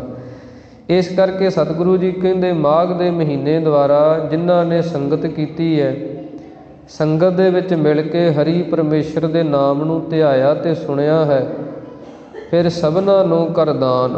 ਸਾਰਿਆਂ ਦੇ ਨਾਲ ਮਿਲ ਕੇ ਜਿਨ੍ਹਾਂ ਨੇ ਜਪਿਆ, ਇਹ ਦਾਨ ਕੀਤਾ ਹੈ, ਉਹਨਾਂ ਨੇ ਸਤਿਗੁਰੂ ਜੀ ਕਹਿੰਦੇ ਇਹ ਤ੍ਰਿਵੇਣੀ ਦੇ ਉੱਤੇ ਮਹਾਨ ਇਸ਼ਨਾਨ ਦਾ ਜਿਹੜਾ ਫਲ ਸੀ ਉਹ ਪ੍ਰਾਪਤ ਕਰ ਲਿਆ ਹੈ। ਜਨਮ ਕਰਮ ਮਲ ਉਤਰੈ, ਮਨ ਤੇ ਜਾਏ ਗੁਮਾਨ। ਸਤਿਗੁਰੂ ਜੀ ਕਹਿੰਦੇ ਜਦੋਂ ਆਪਾਂ ਤੀਰਥ ਅਸਥਾਨਾਂ 'ਤੇ ਇਸ਼ਨਾਨ ਕਰਨ ਜਾਂਦੇ ਹਾਂ ਅਤੇ ਉੱਥੇ ਜਿਹੜਾ ਤਨ ਦਾ ਇਸ਼ਨਾਨ ਹੈ ਉਹ ਤਾਂ ਪਾਣੀ ਦੇ ਨਾਲ ਹੁੰਦਾ, ਕਿਉਂਕਿ ਇੱਕ ਤਨ ਹੈ, ਇੱਕ ਮਨ ਹੈ। ਤਨ ਜਿਹੜਾ ਉਹ ਸਥੂਲ ਹੈ, ਮਨ ਜਿਹੜਾ ਉਹ ਸੂਖਮ ਹੈ। ਸਰੀਰ ਸਾਨੂੰ ਦਿਸਦਾ, ਮਨ ਨਹੀਂ ਦਿਸਦਾ। ਜਿਹੜੀ ਚੀਜ਼ ਦਿਸਦੀ ਹੈ ਉਹਦੀ ਸਫਾਈ ਕਰਨੀ ਸੌਖੀ ਹੈ, ਵੀ ਉਹਨੂੰ ਆਪਾਂ ਦੇਖ ਕੇ ਸਾਫ਼ ਕਰ ਸਕਦੇ ਹਾਂ। ਜਿਹੜੀ ਦਿਸਦੀ ਨਹੀਂ ਉਹਦੀ ਸਫਾਈ ਕਰਨੀ ਬੜੀ ਔਖੀ ਹੈ। ਸਰੀਰ ਨੂੰ ਆਪਾਂ ਜਲ ਦੇ ਨਾਲ ਧੋ ਲੈਂਦੇ ਹਾਂ, ਸਾਫ਼ ਕਰ ਲੈਂਦੇ ਹਾਂ, ਜਿੱਥੇ ਕਿਤੇ ਮਿੱਟੀ ਘੱਟਾ ਲਾਹ ਲੈਂਦੇ ਹਾਂ, ਪਰ ਜਿਹੜਾ ਮਨ ਹੈ ਸਤਿਗੁਰੂ ਜੀ ਕਹਿੰਦੇ ਬੜਾ ਸੂਖਮ ਹੈ। ਇਹਦੀ ਜਿਹੜੀ ਮਲੀਨਤਾ, ਇਹਦੀ ਜਿਹੜੀ ਮੈਲ ਹੈ ਉਹ ਬਾਣੀ ਦੁਆਰਾ ਲੈਂਦੀ ਹੈ। ਇਸ ਕਰਕੇ ਸਤਿਗੁਰੂ ਜੀ ਕਹਿੰਦੇ ਜਨਮ ਕਰਮ ਮਲ ਉਤਰੈ। ਜਿੱਥੇ ਸਰੀਰ ਦੀ ਮੈਲ ਦੂਰ ਹੁੰਦੀ ਹੈ, ਸਰੀਰ ਨੂੰ ਕੋਈ ਕਰਮਾਂ ਕਰਕੇ ਦੁੱਖ ਲੱਗੇ ਹੁੰਦੇ ਆ ਉਹ ਵੀ ਟੁੱਟ ਜਾਂਦੇ ਆ, ਉੱਥੇ ਜਿਹੜੀ ਮਨ ਦੀ ਮੈਲ ਹੈ ਉਹ ਵੀ ਉਤਰੈ ਲੈ ਜਾਂਦੀ ਹੈ ਅਤੇ ਜਨਮਾਂ ਜਨਮਾਂ ਦੀ ਲੈ ਜਾਂਦੀ ਹੈ। ਇੱਕ ਜਨਮ ਦੀ ਨਹੀਂ, ਇੱਕ ਕਰਮ ਦੀ ਨਹੀਂ, ਕਰੋੜਾਂ ਕਰਮ ਕੀਤੇ ਹੋਣ, ਪਿੱਛੇ ਅਨੇਕਾਂ ਜਨਮ ਧਾਰਨ ਕੀਤੇ ਹੋਣ, ਉਹਨਾਂ ਦੀ ਮੈਲ ਹੋਵੇ, ਉਹ ਸਾਰੀ ਲੈ ਜਾਂਦੀ ਹੈ। ਮਨ ਤੇ ਜਾਏ ਗੁਮਾਨ। ਮਨ ਦੇ ਵਿੱਚੋਂ ਜਿਹੜਾ ਹੰਕਾਰ ਹੈ ਉਹ ਚਲਿਆ ਜਾਂਦਾ, ਕਿਉਂਕਿ ਮਨ 'ਚੋਂ ਹੰਕਾਰ ਛੱਡਣਾ ਇਹੀ ਔਖਾ ਹੈ। ਬਾਹਰੋਂ ਆਪਾਂ ਛੱਡ ਸਕਦੇ ਹਾਂ, ਦੇਖਣ ਵਾਲਿਆਂ ਨੂੰ ਵੀ ਲੱਗ ਸਕਦਾ ਵੀ ਹਾਂ ਵੀ ਇਹ ਬੜਾ ਨੀਵਾਂ ਹੈ, ਪਰ ਜਿਹੜੀ ਮਨ ਦੇ ਅੰਦਰੋਂ ਹੰਗਤਾ ਹੈ ਉਹ ਗਵਾਉਣੀ ਬੜੀ ਔਖੀ ਹੈ। ਜਿਹਨੂੰ ਸਤਿਗੁਰਾਂ ਨੇ ਆਪਣੀ ਪਾਵਨ ਬਾਣੀ ਅੰਦਰ ਕਿਹਾ ਨਾ, ਤੀਰਥ ਵਰਤ ਅਰ ਦਾਨ ਕਰ, ਮਨ ਮੈਂ ਧਰੈ ਗੁਮਾਨ। ਤੀਰਥਾਂ 'ਤੇ ਇਸ਼ਨਾਨ 'ਤੇ ਕੀਤੇ, ਹਰਿਮੰਦਰ ਸਾਹਿਬ ਵੀ ਗਏ, ਮੁਕਤਸਰ ਸਾਹਿਬ ਵੀ ਗਏ, ਬੜੇ ਹੋਰ ਅਸਥਾਨਾਂ 'ਤੇ ਵੀ ਗਏ, ਦਾਨ ਵੀ ਬਥੇਰਾ ਕੀਤਾ, ਪੁੰਨ ਰੂਪ ਕਰਮ ਵੀ ਕੀਤੇ, ਪਰ ਮਨ ਦੇ ਅੰਦਰੋਂ ਹੰਗਤਾ ਨਹੀਂ ਛੱਡੀ। ਮਨ ਦੇ ਵਿੱਚੋਂ ਹੰਕਾਰ ਸੀ ਜਿਹੜਾ, ਉਹਦਾ ਤਿਆਗ ਨਹੀਂ ਕੀਤਾ। ਇਸ ਕਰਕੇ ਸਤਿਗੁਰੂ ਜੀ ਕਹਿੰਦੇ ਮਨ ਦੇ ਵਿੱਚੋਂ ਵੀ ਜਿਹੜੀ ਹਉਮੈ ਹੰਕਾਰ ਹੈ ਅਤੇ ਜਨਮਾਂ ਜਨਮਾਂ ਦੀ ਜਿਹੜੀ ਮੈਲ ਹੈ ਕਰਮ ਰੂਪ ਹੋ ਕੇ, ਉਹ ਵੀ ਸਾਰੀ ਲੈ ਜਾਂਦੀ, ਉਤਰ ਜਾਂਦੀ ਹੈ। ਕਾਮ ਕ੍ਰੋਧ ਨ ਮੋਹੀਐ, ਬਿਨਸੈ ਲੋਭ ਸੁਆਨ। ਸਤਿਗੁਰੂ ਜੀ ਕਹਿੰਦੇ ਜਦੋਂ ਮਨ ਦੀ ਹੰਗਤਾ ਅੰਦਰੋਂ ਚਲੀ ਗਈ, ਫਿਰ ਜਿਹੜੇ ਕਾਮ ਕ੍ਰੋਧ ਹਨ ਇਹ ਵੀ ਨਾਸ ਹੋ ਜਾਂਦੇ ਆ। ਕਾਮ ਦੇ ਫੁਰਨੇ ਜਿਹੜੇ ਹੈ ਉਹ ਵੀ ਸ਼ਾਂਤ ਹੋ ਜਾਂਦੇ ਹੈ। ਕ੍ਰੋਧ ਜਿਹੜਾ ਇਹ ਤੰਗ ਕਰਦਾ, ਕਿਸੇ ਚੀਜ਼ ਦੇ ਨਾਲ ਅਸੀਂ ਇੰਨਾ ਜੁੜ ਜਾਂਦੇ ਹਾਂ, ਇੰਨਾ ਉਹਦੇ ਨਾਲ ਪ੍ਰੇਮ ਪਾ ਲੈਂਦੇ ਹਾਂ, ਜਦੋਂ ਉਹ ਚੀਜ਼ ਸਾਡੇ ਤੋਂ ਦੂਰ ਹੁੰਦੀ ਹੈ ਫਿਰ ਬੰਦਾ ਦੁਖੀ ਹੁੰਦਾ, ਕ੍ਰੋਧੀ ਹੁੰਦਾ। ਇਸ ਕਰਕੇ ਸਤਿਗੁਰੂ ਜੀ ਕਹਿੰਦੇ ਕਾਮ ਕ੍ਰੋਧ ਨਾ ਮੋਹੀ ਹੈ। ਇਹ ਕਾਮ ਤੇ ਕ੍ਰੋਧ ਮੋਹਤ ਨਹੀਂ ਕਰਦੇ। ਬਿਨਸੈ ਲੋਭ ਸੁਆਣ, ਜਿਹੜਾ ਲੋਭ ਦਾ ਲਾਲਚ ਦਾ ਕੁੱਤਾ ਹੁੰਦਾ ਅੰਦਰ, ਉਹ ਵੀ ਸ਼ਾਂਤ ਹੋ ਜਾਂਦਾ। ਜਿਵੇਂ ਇੱਕ ਲਾਲਚੀ ਕੁੱਤਾ ਹੁੰਦਾ ਨਾ, ਜਿਵੇਂ ਛੋਟੇ ਹੁੰਦੇ ਆਪਾਂ ਇੱਕ ਕਹਾਣੀ ਪੜ੍ਹਦੇ ਸਨ ਗ੍ਰੀਡੀ ਡੌਗ ਦੀ, ਕਿ ਲਾਲਚੀ ਕੁੱਤਾ ਸੀ ਵੀ ਉਹਦੀ ਕਹਾਣੀ ਇਹ ਸੀ ਵੀ ਉਹਨੇ ਕਿਸੇ ਜਗ੍ਹਾ ਤੋਂ ਜਿੱਥੇ ਕੋਈ ਇਹ ਮਾਸ ਦਾ ਵੱਢਿਆ ਟੁੱਕਿਆ ਜਾਂਦਾ ਉੱਥੋਂ ਬੋਟੀ ਚੱਕ ਲਈ। ਉਹ ਬੋਟੀ ਚੱਕ ਕੇ ਜਦੋਂ ਗਿਆ ਕਿਸੇ ਰਸਤੇ ਦੇ ਵਿੱਚ ਨਹਿਰ ਤੋਂ ਲੰਘਿਆ ਅਤੇ ਉਹਨੇ ਵੇਖਿਆ ਵੀ ਪਾਣੀ ਦੇ ਵਿੱਚ ਉਹਨੂੰ ਆਪਣਾ ਪਰਛਾਵਾਂ ਦਿਸੇ, ਅਤੇ ਉਹਨੇ ਸੋਚਿਆ ਵੀ ਇਹ ਹੋਰ ਕੁੱਤਾ ਹੈ ਕੋਈ, ਅਤੇ ਉਹਦੇ ਕੋਲੇ ਵੀ ਬੋਟੀ ਹੈ ਅਤੇ ਉਹ ਵੀ ਮੈਂ ਲੈ ਲਵਾਂ। ਅਤੇ ਜਦੋਂ ਉਹ ਭੌਂਕਿਆ ਮੂੰਹ ਖੋਲ੍ਹਿਆ ਅਤੇ ਉਹ ਵੀ ਵਿੱਚ ਚਲੀ ਗਈ। ਉਹ ਲਾਲਚ ਸੀ ਨਾ, ਲਾਲਚ ਦੇ ਨਾਲ ਜੋ ਕੁਝ ਕੋਲੇ ਸੀ ਹੋਰ ਲੈਣ ਦੀ ਬਜਾਏ ਉਹ ਵੀ ਗਵਾ ਲਿਆ। ਇਸ ਕਰਕੇ ਸਤਿਗੁਰੂ ਜੀ ਕਹਿੰਦੇ ਲਾਲਚ ਛੋਡੋ ਅੰਧਿਓ, ਲਾਲਚ ਦੁੱਖ ਭਾਰੀ। ਲਾਲਚ ਜਿਹੜਾ ਨਾ ਇਹ ਬੜਾ ਦੁੱਖ ਦੇਣ ਵਾਲਾ ਹੈ। ਇਸ ਕਰਕੇ ਸਤਿਗੁਰੂ ਜੀ ਕਹਿੰਦੇ ਜਦੋਂ ਮਨ 'ਚੋਂ ਹੰਕਾਰ ਚਲਿਆ ਜਾਂਦਾ ਬੰਦੇ ਦੇ, ਫਿਰ ਕਾਮ ਕ੍ਰੋਧ ਜਿੱਥੇ ਇਹ ਸ਼ਾਂਤ ਹੋ ਜਾਂਦੇ ਹੈ, ਉੱਥੇ ਫਿਰ ਜਿਹੜਾ ਲੋਭ ਦਾ ਅੰਦਰ ਕੁੱਤਾ ਹੁੰਦਾ ਉਹ ਵੀ ਸ਼ਾਂਤ ਹੋ ਜਾਂਦਾ। ਜਦੋਂ ਲੋਭੀ ਬਣ ਜਾਏ ਆਦਮੀ, ਲੋਭ ਨੂੰ ਅੰਦਰ ਇੰਨਾ ਵਸਾ ਲਵੇ, ਫਿਰ ਮਨੁੱਖ ਜਿਹੜਾ ਆਪਣੇ ਪਰਾਏ ਦੀ ਪਛਾਣ ਵੀ ਛੱਡ ਜਾਂਦਾ, ਚੰਗਾ ਮਾੜਾ ਵੀ ਛੱਡ ਜਾਂਦਾ। ਫਿਰ ਇੱਕੋ ਬਿਰਤੀ ਬਣ ਜਾਂਦੀ ਹੈ ਵੀ ਲੋਭ ਇਕੱਠਾ ਕਰਨਾ ਬਸ।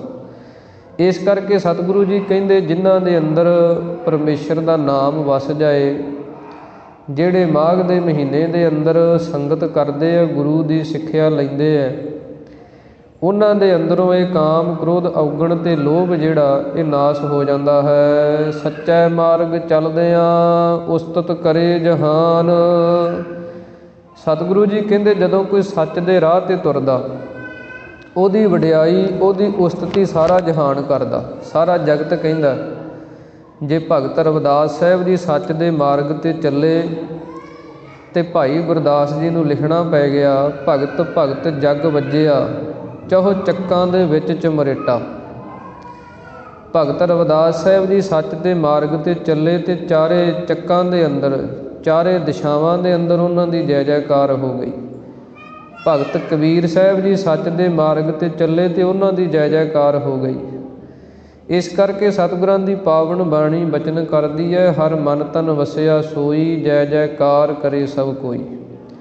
ਜਿਨ੍ਹਾਂ ਦੇ ਅੰਦਰ ਹਰੀ ਪਰਮੇਸ਼ਰ ਦਾ ਨਾਮ ਵਸ ਜਾਏ, ਸੱਚ ਦੇ ਰਾਹ 'ਤੇ ਜਿਹੜੇ ਤੁਰ ਪੈਣ, ਉਹਨਾਂ ਦੀ ਉਸਤਤੀ, ਉਹਨਾਂ ਦੀ ਵਡਿਆਈ ਸਾਰਾ ਜਹਾਨ ਇਹ ਜਗਤ ਜਿਹੜਾ ਕਰਦਾ ਹੈ। 68 ਤੀਰਥ ਸਗਲ ਪੁੰਨ, ਜੀ ਦਇਆ ਪ੍ਰਵਾਨ।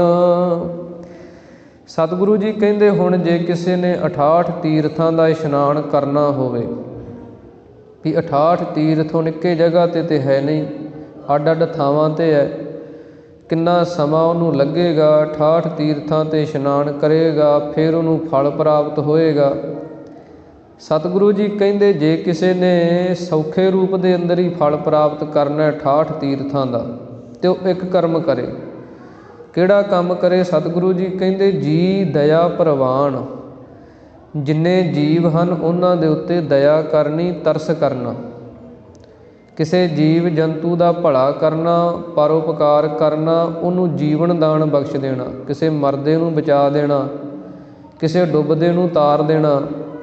ਇਹ ਸਤਿਗੁਰੂ ਜੀ ਕਹਿੰਦੇ ਜਦੋਂ ਜੀਵ ਆਪਣੇ ਜੀਵਨ ਦੇ ਅੰਦਰ ਕਰਮ ਕਰ ਲੈਂਦਾ ਹੈ ਅਤੇ ਇਹ 68 ਤੀਰਥਾਂ ਦੇ ਪੁੰਨ ਤੋਂ ਵੀ ਉੱਤਮ ਹੈ। ਇਸ ਕਰਕੇ ਸਤਿਗੁਰੂ ਜੀ ਕਹਿੰਦੇ 68 ਤੀਰਥ ਸਗਲ ਪੁੰਨ, ਜੀ ਦਇਆ ਪ੍ਰਵਾਨ। ਜੀਆਂ ਦੇ ਉੱਤੇ ਤਰਸ ਕਰਨਾ, ਜੀਆਂ ਦੇ ਉੱਤੇ ਮਿਹਰ ਕਰਨੀ, ਰਹਿਮਤ ਕਰਨੀ, ਕਿਸੇ ਦਾ ਨੁਕਸਾਨ ਨਾ ਕਰਨਾ।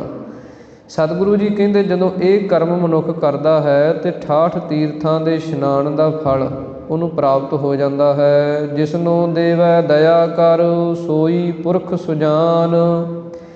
ਸਤਿਗੁਰੂ ਜੀ ਕਹਿੰਦੇ ਜਿਹਨੂੰ ਉਹ ਪਰਮੇਸ਼ਰ ਵਾਹਿਗੁਰੂ ਦਇਆ ਧਾਰਨ ਕਰਕੇ ਪ੍ਰਸੰਨ ਹੋ ਕੇ ਇਹ ਦਾਤ ਦਿੰਦਾ ਹੈ, ਸੋਈ ਪੁਰਖ ਸੁਜਾਨ। ਉਹੀ ਪੁਰਸ਼ ਸੰਸਾਰ ਦੇ ਅੰਦਰ ਸਿਆਣਾ ਅਤੇ ਸੂਝਵਾਨ ਸਮਝਿਆ ਜਾਂਦਾ। ਜਿਹੜਾ ਮਨੁੱਖ ਆਪਣੇ ਸਰੀਰਕ ਬਲ ਨੂੰ ਕਿਸੇ ਗਊ ਗਰੀਬ ਦੀ ਰੱਖਿਆ ਵਾਸਤੇ ਵਰਤ ਲੈਂਦਾ, ਜਿਹੜਾ ਮਨੁੱਖ ਆਪਣੇ ਧਨ ਨੂੰ ਕਿਸੇ ਗਰੀਬ ਦੀ ਮਜ਼ਲੂਮ ਦੇ ਭਲੇ ਵਾਸਤੇ ਵਰਤ ਲੈਂਦਾ, ਜਿਹੜਾ ਆਪਣੀ ਵਿੱਦਿਆ ਨੂੰ ਆਪਣੇ ਗਿਆਨ ਨੂੰ ਕਿਸੇ ਨੂੰ ਗੁਰੂ ਨਾਲ ਜੋੜਨ ਦੇ ਲਈ ਵਰਤ ਲੈਂਦਾ, ਉਹ ਸਤਿਗੁਰੂ ਜੀ ਕਹਿੰਦੇ ਸਿਆਣਾ ਤੇ ਸੂਝਵਾਨ ਸਮਝਿਆ ਜਾਂਦਾ। ਨਹੀਂ ਤੇ ਤਿੰਨ ਚੀਜ਼ਾਂ ਇਹ ਮਨੁੱਖ ਦੇ ਕੋਲ ਹੁੰਦੀਆਂ।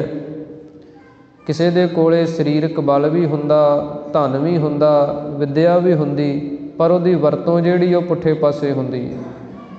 ਉਹ ਸਰੀਰਕ ਬਲ ਦੇ ਨਾਲ ਜਿਹੜੇ ਕੋਈ ਮਜ਼ਲੂਮ ਹਨ ਉਹਨਾਂ ਨੂੰ ਤੰਗ ਕਰਨਾ, ਗਰੀਬਾਂ ਨੂੰ ਤੰਗ ਕਰਨਾ, ਜਿਹੜੀ ਮਾਇਆ ਹੈ ਉਹਦੇ ਨਾਲ ਸੰਸਾਰ ਦੇ ਅੰਦਰ ਜਿਹੜੇ ਕਰਮ ਉਹ ਪੁੱਠੇ ਕਰਨੇ, ਗਲਤ ਕਰਮ ਕਰਨੇ। ਇਸੇ ਪ੍ਰਕਾਰ ਜਿਹੜੀ ਵਿੱਦਿਆ ਉਹਦੇ ਨਾਲ ਸੰਸਾਰ ਦੇ ਜੀਵਾਂ ਨੂੰ ਪੁੱਠੇ ਪਾਸੇ ਲਾਉਣਾ, ਨਾਸਤਕ ਬਣਾਉਣਾ ਕਿ ਰੱਬ ਤੇ ਹੁੰਦਾ ਹੀ ਕੋਈ ਨਹੀਂ, ਐਵੇਂ ਗੱਲਾਂ ਬਣਾਈਆਂ, ਇਹ ਵੀ ਵਿੱਦਿਆ ਹੈ ਪਰ ਉਹਨਾਂ ਦੀ ਵਰਤੋਂ ਗਲਤ ਹੈ। ਦੂਸਰੇ ਬੰਨੇ ਸਤਿਗੁਰੂ ਜੀ ਕਹਿੰਦੇ ਜਿਨ੍ਹਾਂ ਦੇ ਕੋਲ ਇਹ ਚੀਜ਼ਾਂ ਪਰਮੇਸ਼ਰ ਨੇ ਬਖਸ਼ਿਸ਼ ਕੀਤੀਆਂ ਤੇ ਜਿਨ੍ਹਾਂ ਦੀ ਵਰਤੋਂ ਸਹੀ ਕਰਦੇ ਹੈ, ਸੋਈ ਪੁਰਖ ਸੁਜਾਨ, ਉਹੀ ਪੁਰਸ਼ ਸੰਸਾਰ ਦੇ ਅੰਦਰ ਸਿਆਣੇ ਤੇ ਸੁਘੜ ਸਮਝੇ ਜਾਂਦੇ ਹੈ। ਜਿਵੇਂ ਵਿੱਦਿਆ ਤੇ ਹੁਣ ਹੈ, ਜਿਵੇਂ ਹੁਣ ਇਹ ਸਮਾਂ ਚੱਲ ਰਿਹਾ, ਕਿਸਾਨਾਂ ਤੇ ਮਜ਼ਦੂਰਾਂ ਦਾ ਮੋਰਚਾ ਚੱਲ ਰਿਹਾ ਦਿੱਲੀ ਦੇ ਅੰਦਰ। ਹੁਣ ਆਰਡੀਨੈਂਸ ਕਾਨੂੰਨ 3 ਉਹਨਾਂ ਨੇ ਬਣਾਏ, ਦਿਮਾਗ ਨਾਲ ਬਣਾਏ, ਵਿੱਦਿਆ ਨਾਲ ਬਣਾਏ, ਪਰ ਉਹ ਬਣਾਏ ਗਲਤ ਤਰੀਕੇ ਨਾਲ, ਲੋਕਾਂ ਨੂੰ ਲੁੱਟਣ ਵਾਸਤੇ, ਲੋਕਾਂ ਦੀਆਂ ਜ਼ਮੀਨਾਂ ਖੋਹਣ ਵਾਸਤੇ। ਵਿੱਦਿਆ ਤੇ ਉਹਨਾਂ ਨੇ ਵਰਤੀ ਪਰ ਗਲਤ ਤਰੀਕੇ ਨਾਲ ਵਰਤੀ। ਜੇ ਕਿਤੇ ਉਹੀ ਸਹੀ ਤਰੀਕੇ ਨਾਲ ਬਣਾਏ ਹੁੰਦੇ, ਲੋਕਾਂ ਦਾ ਭਲਾ ਹੁੰਦਾ, ਤੇ ਕਿਉਂ ਲੋਕ ਇੰਨੇ ਇਕੱਠੇ ਹੁੰਦੇ। ਇਸ ਕਰਕੇ ਸਤਿਗੁਰੂ ਜੀ ਕਹਿੰਦੇ ਇਹ ਚੀਜ਼ਾਂ ਪਰਮੇਸ਼ਰ ਵਾਹਿਗੁਰੂ ਬਖਸ਼ ਤੇ ਦਿੰਦਾ, ਪਰ ਇਹਨਾਂ ਦੀ ਵਰਤੋਂ ਨਹੀਂ ਕਰਨੀ ਆਉਂਦੀ। ਇਸ ਕਰਕੇ ਸਤਿਗੁਰੂ ਜੀ ਕਹਿੰਦੇ ਜਿਹੜੇ ਸਹੀ ਤਰੀਕੇ ਦੇ ਨਾਲ ਇਹਦੀ ਵਰਤੋਂ ਕਰਦੇ ਆ, ਸੋਈ ਪੁਰਖ ਸੁਜਾਨ, ਉਹੀ ਪੁਰਸ਼ ਇਹ ਸੰਸਾਰ ਦੇ ਅੰਦਰ ਸਿਆਣੇ ਤੇ ਸੁਘੜ ਸਮਝੇ ਜਾਂਦੇ। ਇਸ ਕਰਕੇ ਸਤਿਗੁਰੂ ਜੀ ਕਹਿੰਦੇ ਜਿਸ ਨੂੰ ਦੇਵੈ ਦਇਆ ਕਰ, ਜਿਹਨੂੰ ਪਰਮੇਸ਼ਰ ਵਾਹਿਗੁਰੂ ਦਇਆ ਕਰਕੇ ਚੀਜ਼ਾਂ ਬਖਸ਼ ਦਿੰਦਾ, ਉਹ ਪੁਰਖ ਸੁਜਾਨ ਤੇ ਸੂਝਵਾਨ ਅਕਲ ਵਾਲੇ ਸੰਸਾਰ ਦੇ ਅੰਦਰ ਮੰਨੇ ਜਾਂਦੇ ਹਨ। ਜਿਨ੍ਹਾਂ ਮਿਲਿਆ ਪ੍ਰਭ ਆਪਣਾ, ਨਾਨਕ ਤਿਨ ਕੁਰਬਾਨ। ਸਤਿਗੁਰੂ ਜੀ ਕਹਿੰਦੇ ਜਿਨ੍ਹਾਂ ਨੂੰ ਪਰਮੇਸ਼ਰ ਵਾਹਿਗੁਰੂ ਮਿਲ ਗਿਆ, ਕਿਉਂਕਿ ਰੱਬ ਮਿਲਣਾ ਹੀ ਬੜਾ ਔਖਾ ਹੈ। ਬਾਕੀ ਚੀਜ਼ਾਂ ਤਾਂ ਆਪਾਂ ਨੂੰ ਮਿਲ ਜਾਂਦੀਆਂ, ਮਾਇਆ ਮਿਲ ਜਾਂਦੀ ਹੈ, ਵਡਿਆਈ ਮਿਲ ਜਾਂਦੀ ਹੈ, ਸ਼ੌਹਰਤ ਮਿਲ ਜਾਂਦੀ ਹੈ। ਰੱਬ ਮਿਲਣਾ ਇਹ ਬੜਾ ਔਖਾ ਕੰਮ ਹੈ। ਸਤਿਗੁਰੂ ਜੀ ਕਹਿੰਦੇ ਜਿਨ੍ਹਾਂ ਨੂੰ ਰੱਬ ਮਿਲ ਗਿਆ, ਪ੍ਰਭ ਮਿਲਿਆ ਪ੍ਰਭ ਆਪਣਾ, ਆਪਣਾ ਪ੍ਰਭੂ ਪਰਮੇਸ਼ਰ ਵਾਹਿਗੁਰੂ ਮਿਲ ਗਿਆ, ਨਾਨਕ ਤਿਨ ਕੁਰਬਾਨ। ਸਤਿਗੁਰੂ ਜੀ ਕਹਿੰਦੇ ਅਸੀਂ ਉਹਨਾਂ ਤੋਂ ਕੁਰਬਾਨ ਜਾਂਦੇ ਹਾਂ। ਵੇਖੋ ਗੁਰੂ ਕਿਹਦੇ ਤੋਂ ਕੁਰਬਾਨ ਜਾਂਦਾ? ਜਿਹਨੂੰ ਪਰਮੇਸ਼ਰ ਮਿਲ ਜਾਏ, ਜਿਹੜਾ ਪਰਮੇਸ਼ਰ ਦੀ ਭਗਤੀ ਕਰਦਾ, ਜਿਹੜਾ ਪਰਮੇਸ਼ਰ ਦਾ ਨਾਮ ਜਪਦਾ, ਗੁਰੂ ਉਹਦੇ ਤੋਂ ਕੁਰਬਾਨ ਹੋ ਜਾਂਦਾ। ਅਤੇ ਗੁਰੂ ਨੂੰ ਇੱਥੋਂ ਇਹ ਚੀਜ਼ ਸਮਝ ਲੱਗਦੀ ਹੈ ਕਿ ਗੁਰੂ ਕਿਹੜੀ ਚੀਜ਼ 'ਤੇ ਪ੍ਰਸੰਨ ਹੁੰਦਾ? ਭਗਤੀ 'ਤੇ, ਸੇਵਾ 'ਤੇ, ਸਿਮਰਨ 'ਤੇ। ਜਿਹੜਾ ਗੁਰੂ ਦੇ ਦੱਸੇ ਮਾਰਗ 'ਤੇ ਚੱਲਦਾ ਉਹਦੇ 'ਤੇ ਪ੍ਰਸੰਨ ਹੁੰਦਾ। ਇਸ ਕਰਕੇ ਸਤਿਗੁਰੂ ਜੀ ਕਹਿੰਦੇ ਹਨ ਕਿ ਨਾਨਕ ਤਿਨ ਕੁਰਬਾਨ, ਜਿਨ੍ਹਾਂ ਨੂੰ ਪ੍ਰਭੂ ਪਰਮੇਸ਼ਰ ਵਾਹਿਗੁਰੂ ਆਪਣਾ ਮਿਲ ਪਿਆ, ਜਿਨ੍ਹਾਂ ਨੇ ਆਪਣੇ ਆਤਮਾ ਨੂੰ ਸਮਝ ਲਿਆ, ਆਪਣੀ ਆਤਮਾ ਦੀ ਲਗਤਾ ਕਰ ਲਈ ਪਰਮੇਸ਼ਰ ਦੇ ਨਾਲ, ਉਹਨਾਂ ਤੋਂ ਅਸੀਂ ਕੁਰਬਾਨ ਤੇ ਬਲਿਹਾਰ ਜਾਂਦੇ ਹਾਂ। ਮਾਘ ਸੁੱਚੇ ਸੇ ਕਾਂਢੀਐ ਹੈ, ਜਿਨ ਪੂਰਾ ਗੁਰ ਮਿਹਰਬਾਨ। ਸਤਿਗੁਰੂ ਜੀ ਕਹਿੰਦੇ ਮਾਘ ਦੇ ਮਹੀਨੇ ਦੇ ਅੰਦਰ ਉਹ ਸੁੱਚੇ ਪਵਿੱਤਰ ਕਹੇ ਜਾਂਦੇ ਆ, ਜਿਨ ਪੂਰਾ ਗੁਰ ਮਿਹਰਬਾਨ, ਜਿਨ੍ਹਾਂ ਦੇ ਉੱਤੇ ਪੂਰਾ ਗੁਰੂ ਮਿਹਰਬਾਨ ਹੋ ਜਾਂਦਾ। ਜਿਨ੍ਹਾਂ 'ਤੇ ਗੁਰੂ ਦੀ ਮਿਹਰ ਹੋ ਜਾਂਦੀ ਹੈ ਉਹ ਅਸਲੀ ਪਵਿੱਤਰ ਹੁੰਦੇ ਹੈ। ਸੁੱਚੇ ਸੇਈ ਨਾਨਕਾ ਜਿਨ ਮਨ ਵਸਿਆ ਸੋਏ, ਜਿਨ੍ਹਾਂ ਦੇ ਮਨ ਦੇ ਵਿੱਚ ਪਰਮੇਸ਼ਰ ਦਾ ਨਾਮ ਵਸ ਗਿਆ, ਉਹ ਸਤਿਗੁਰੂ ਜੀ ਕਹਿੰਦੇ ਅਸਲੀ ਸੁੱਚੇ ਅਤੇ ਪਵਿੱਤਰ ਮੰਨੇ ਜਾਂਦੇ ਆ ਮਾਘ ਦੇ ਮਹੀਨੇ ਦੇ ਅੰਦਰ। ਕਿਉਂਕਿ ਮਾਘ ਦੇ ਮਹੀਨੇ ਦੇ ਅੰਦਰ ਇਸ਼ਨਾਨ ਕਰਕੇ ਅਤੇ ਲੋਕ ਆਪਣੇ ਆਪ ਨੂੰ ਪਵਿੱਤਰ ਸਮਝਦੇ ਸਨ ਪੁਰਾਣੇ ਸਮੇਂ ਦੇ ਅੰਦਰ, ਕਿ ਤੀਰਥਾਂ 'ਤੇ ਇਸ਼ਨਾਨ ਕਰ ਲਓ ਬਸ ਪਵਿੱਤਰ ਹੋ ਗਏ, ਹੋਰ ਕੁਝ ਕਰਨ ਦੀ ਲੋੜ ਨਹੀਂ। ਪਰ ਸਤਿਗੁਰਾਂ ਨੇ ਆਪਣੀ ਪਾਵਨ ਬਾਣੀ ਦੇ ਅੰਦਰ ਉਪਦੇਸ਼ ਬਖਸ਼ਿਸ਼ ਕੀਤਾ, ਪਾਪ ਕਰੇ ਪੰਚਾਂ ਕੇ ਬਸ ਰੇ, ਤੀਰਥ ਨਹਾਏ ਕਹਿ ਸਭ ਉਤਰੇ, ਬਹੁਰ ਕਮਾਏ ਹੋਏ ਨਿਸੰਕ, ਜਮਪੁਰ ਬਾਦ ਖਰੇ ਕਾ ਲੰਕ। ਇਹ ਮਰਿਆਦਾ, ਇਹ ਗੁਰਮਤ ਇਸ ਚੀਜ਼ ਨੂੰ ਨਹੀਂ ਮੰਨਦੀ ਕਿ ਬੰਦਾ ਸਾਰਾ ਸਾਲ ਪਾਪ ਕਰੇ, ਇੱਕ ਦਿਨ ਜਾ ਕੇ ਨਹਾ ਆਵੇ ਤੇ ਕਵੇ ਉਤਰ ਗਏ। ਸਤਿਗੁਰੂ ਜੀ ਕਹਿੰਦੇ ਨਹੀਂ, ਇਹ ਜਿਹੜੀ ਗੱਲ ਹੈ ਇੱਥੇ ਕਬੂਲ ਨਹੀਂ। ਪਾਪ ਤੇ ਤੂੰ ਪੰਜਾਂ ਦੇ ਅਧੀਨ ਹੋ ਕੇ ਕਰਦਾ, ਕਦੇ ਕਾਮ ਦੇ ਅਧੀਨ ਹੋ ਕੇ ਕਰਦਾ, ਕਦੇ ਕ੍ਰੋਧ ਦੇ ਅਧੀਨ ਹੋ ਕੇ ਕਿਸੇ ਨੂੰ ਮਾਰ ਦਿੰਦਾ, ਲੋਭ ਦੇ ਅਧੀਨ ਹੋ ਕੇ ਕਿਸੇ ਨੂੰ ਲੁੱਟ ਲੈਣਾ, ਹੰਕਾਰ ਦੇ ਵੱਸ ਆ ਕੇ ਕਿਸੇ ਦਾ ਨੁਕਸਾਨ ਕਰ ਦਿੰਦਾ। ਅਸਲੀ ਤੇ ਸਾਧਨਾ ਇਹਨਾਂ ਪੰਜਾਂ ਨੂੰ ਹੈ। ਅਸਲੀ ਤੇ ਜਿਹੜਾ ਕਰਮ ਕਰਨਾ ਉਹ ਇਹਨਾਂ ਪੰਜਾਂ ਨੂੰ ਹੀ ਵਸ 'ਚ ਕਰਨਾ ਹੈ। ਕਿਉਂਕਿ ਇਸ ਦੇਹੀ ਅੰਦਰ ਪੰਚ ਚੋਰ ਵਸੈ, ਅੰਮ੍ਰਿਤ ਲੂਟੈ ਮਨਮੁਖ ਨਹੀਂ ਬੂਝੈ। ਇਹ ਦੇਹ ਦੇ ਅੰਦਰ, ਸਰੀਰ ਦੇ ਅੰਦਰ ਹੀ ਪੰਜੇ ਹੈ। ਕਾਮ ਵੀ ਅੰਦਰ ਹੀ ਹੈ, ਕ੍ਰੋਧ ਵੀ ਅੰਦਰ ਹੀ ਹੈ, ਲੋਭ ਵੀ ਅੰਦਰ ਹੀ ਹੈ, ਸਾਰੇ ਅੰਦਰ ਹੀ ਹੈ। ਅਤੇ ਉਹ ਸਾਡੇ ਅੰਮ੍ਰਿਤ ਨੂੰ ਲੁੱਟਦੇ ਹੈ। ਚੰਗੇ ਗੁਣ ਹੈ ਜਿਹੜੇ ਸਾਡੇ, ਉਹ ਖਤਮ ਕਰ ਦਿੰਦੇ ਹੈ। ਜਿਹੜਾ ਕਾਮ ਹੈ ਉਹ ਵਿਚਾਰ ਨੂੰ ਖਤਮ ਕਰ ਦਿੰਦਾ, ਲੋਭ ਜਿਹੜਾ ਸੰਤੋਖ ਨਹੀਂ ਰਹਿਣ ਦਿੰਦਾ ਅੰਦਰ, ਹੰਕਾਰ ਜਿਹੜਾ ਅੰਦਰੋਂ ਨਿਮਰਤਾ ਨਹੀਂ ਰਹਿਣ ਦਿੰਦਾ, ਨਿਮਰਤਾ ਗਵਾ ਦਿੰਦਾ। ਹੰਕਾਰੀ ਮਨੁੱਖ ਜਿਹੜਾ ਨਹੀਂ ਝੁਕਦਾ, ਉਹਦੇ ਅੰਦਰ ਨਿਮਰਤਾ ਆਉਂਦੀ ਨਹੀਂ, ਗੁਣ ਹੀ ਨਹੀਂ ਪੈਦਾ ਹੁੰਦਾ। ਇਸ ਕਰਕੇ ਸਤਿਗੁਰੂ ਜੀ ਕਹਿੰਦੇ ਅਸਲੀ ਸਾਧਨਾ ਤੇ ਇਹਨਾਂ ਪੰਜਾਂ ਨੂੰ ਹੈ। ਜਿਨ੍ਹਾਂ ਨੇ ਸਾਧ ਲਿਆ ਉਹੀ ਸੁੱਚੇ ਤੇ ਪਵਿੱਤਰ ਮੰਨੇ ਜਾਂਦੇ ਹੈ। ਇਸ ਕਰਕੇ ਸਤਿਗੁਰੂ ਜੀ ਕਹਿੰਦੇ ਮਾਘ ਸੁੱਚੇ ਸੇ ਕਾਂਢੀ ਹੈ, ਜਿਨ ਪੂਰਾ ਗੁਰ ਮਿਹਰਵਾਨ। ਜਿਨ੍ਹਾਂ ਦੇ ਉੱਤੇ ਪੂਰਾ ਗੁਰੂ ਮਿਹਰਵਾਨ ਹੋ ਜਾਏ, ਪੂਰਾ ਗੁਰੂ ਜਦੋਂ ਕਿਰਪਾ ਕਰ ਦੇਵੇ, ਫਿਰ ਉਹਨਾਂ ਨੂੰ ਇਹ ਪੰਜੇ ਜਿਹੜੇ ਹੈ ਵਿਕਾਰ ਉਹ ਸ਼ਾਂਤ ਹੋ ਜਾਂਦੇ ਹੈ ਅਤੇ ਉਹ ਮਨ ਕਰਕੇ ਵੀ ਪਵਿੱਤਰ ਹੋ ਜਾਂਦੇ ਆ, ਤਨ ਕਰਕੇ ਵੀ ਪਵਿੱਤਰ ਹੋ ਜਾਂਦੇ ਆ। ਇਸ ਕਰਕੇ ਸਤਿਗੁਰਾਂ ਨੇ ਇਸ ਪਾਵਨ ਪਵਿੱਤਰ ਮਾਘ ਦੇ ਮਹੀਨੇ ਦੁਆਰਾ ਆਪਾਂ ਨੂੰ ਉਪਦੇਸ਼ ਬਖਸ਼ਿਸ਼ ਕੀਤੇ ਹਨ, ਜਿਨ੍ਹਾਂ ਨੂੰ ਆਪਾਂ ਰਲ ਮਿਲ ਕੇ ਸੁਣਿਆ, ਪੜ੍ਹਿਆ, ਵਿਚਾਰਿਆ ਹੈ। ਇਹ ਪਾਵਨ ਪਵਿੱਤਰ ਉਪਦੇਸ਼ ਆਪਣੇ ਸਾਰਿਆਂ ਦੇ ਪੜ੍ਹਨ ਸੁਣਨ ਵਾਲਿਆਂ ਦੇ ਹਿਰਦਿਆਂ 'ਚ ਵਸਣ, ਜਿਸ ਕਰਕੇ ਆਪਾਂ ਲੋਕ ਸੁਖੀਏ, ਪਰਲੋਕ ਸੁਹੇਲੇ ਹੋਈਏ। ਸਾਰੀਆਂ ਸੰਗਤਾਂ ਦਾ ਕੋਟਨ ਕੋਟ ਧੰਨਵਾਦ ਜੋ ਗੁਰੂ ਕੇ ਪਾਵਨ ਦਰਬਾਰ ਦੇ ਅੰਦਰ ਪਹੁੰਚੇ ਹਨ। ਇਸੇ ਪ੍ਰਕਾਰ ਲੰਗਰਾਂ ਦੀ ਸੇਵਾ ਸੰਗਤਾਂ ਨੇ ਕੀਤੀ ਹੈ। ਜਿਹੜੇ ਲੰਗਰਾਂ ਦੀ ਸੇਵਾ ਕਰ ਰਹੇ ਹੈ ਉਹ ਵੀ ਸਤਿਗੁਰੂ ਜੀ ਸੇਵਾ ਲੇਖੇ ਲਾਉਣ, ਆਪਦੇ ਦਰੋਂ ਘਰੋਂ ਗੁਰਸਿੱਖੀ ਜੀਵਨ ਨਾਮ ਬਾਣੀ ਬਖਸ਼ਿਸ਼ ਕਰਨ। ਸਭ ਦੀਆਂ ਸੇਵਾਵਾਂ ਸਤਿਗੁਰੂ ਜੀ ਲੇਖੇ ਪਾਉਣ, ਆਪਾਂ ਨੂੰ ਨਾਮ ਦੀ ਦਾਤ ਪ੍ਰਾਪਤ ਹੋਵੇ, ਆਪਣਾ ਜੀਵਨ ਜਿਹੜਾ ਸਫਲਾ ਹੋਵੇ। ਔਗਣਾਂ ਦਾ ਆਪਾਂ ਤਿਆਗ ਕਰੀਏ, ਗੁਣਾਂ ਨੂੰ ਧਾਰਨ ਕਰੀਏ। ਕਿਉਂਕਿ ਮਾਘੀ ਦੇ ਤਿਉਹਾਰ 'ਤੇ ਆਪਾਂ ਉਹਨਾਂ 40 ਮੁਕਤੇ ਸਿੰਘਾਂ ਨੂੰ ਯਾਦ ਕਰਦੇ ਹਾਂ ਜਿਨ੍ਹਾਂ ਨੇ ਟੁੱਟੀ ਗੰਢਾ ਲਈ। ਜਿਵੇਂ ਉਹਨਾਂ ਨੇ ਆਪਣੀ ਟੁੱਟੀ ਗੰਢਾ ਲਈ ਹੈ, ਉਸੇ ਪ੍ਰਕਾਰ ਆਪਾਂ ਵੀ ਆਪਣੇ ਜੀਵਨ ਦੇ ਅੰਦਰ ਝਾਤੀ ਮਾਰੀਏ ਕਿ ਅਸੀਂ ਕਿੰਨੇ ਕੁ ਗੁਰੂ ਦੇ ਨਾਲ ਜੁੜੇ ਹਾਂ ਅਤੇ ਕਿੰਨੇ ਕੁ ਟੁੱਟੇ ਹਾਂ। ਜਿੰਨੇ ਕੁ ਆਪਾਂ ਜੁੜੇ ਹਾਂ, ਗੁਰੂ ਦੇ ਅੱਗੇ ਅਰਦਾਸਾਂ ਕਰੀਏ ਕਿ ਹੋਰ ਪੱਕੇ ਹੋ ਜਾਈਏ, ਅਤੇ ਜਿੰਨੇ ਕੁ ਟੁੱਟੇ ਹਾਂ ਉਨੇ ਕੁ ਹੋਰ ਗੁਰੂ ਅੱਗੇ ਅਰਦਾਸਾਂ ਕਰੀਏ ਵੀ ਜੁੜ ਜਾਈਏ।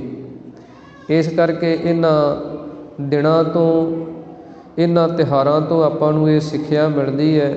ਇਹਨੂੰ ਲੈ ਕੇ ਆਪਾਂ ਗੁਰੂ ਵਾਲੇ ਬਣੀਏ, ਗੁਰੂ ਕੀ ਸਿੱਖੀ ਨੂੰ ਧਾਰਨ ਕਰੀਏ, ਆਪਣਾ ਜੀਵਨ ਸਫਲ ਬਣਾਈਏ। ਇੰਨੀਆਂ ਕੁ ਬੇਨਤੀਆਂ ਆਪ ਸੰਗਤ ਨੇ ਪ੍ਰਵਾਨ ਕਰਨੀਆਂ ਜੀ। ਹੋਈਆਂ ਬੇਅੰਤ ਭੁੱਲਾਂ ਗੁਰੂ ਅਤੇ ਗੁਰੂ ਕੀ ਸੰਗਤ ਬਖਸ਼ਣਯੋਗ ਹੈ। ਆਓ ਹੁਣ ਅਖੀਰਲੀਆਂ ਪੰਕਤੀਆਂ ਪੜ੍ਹ ਕੇ ਸਮਾਪਤੀ ਕਰੀਏ ਜੀ। ਜਿਨ੍ਹਾਂ ਮਿਲਿਆ ਪ੍ਰਭ ਆਪਣਾ, ਨਾਨਕ ਤਿਨ ਕੁਰਬਾਨ। ਮਾਘ ਸੁੱਚੇ ਸੇ ਕਾਂਢੀ ਹੈ, ਜਿਨ ਪੂਰਾ ਗੁਰ ਮਿਹਰਵਾਨ। ਵਾਹਿਗੁਰੂ ਜੀ ਕਾ ਖਾਲਸਾ, ਵਾਹਿਗੁਰੂ ਜੀ ਕੀ ਫਤਿਹ।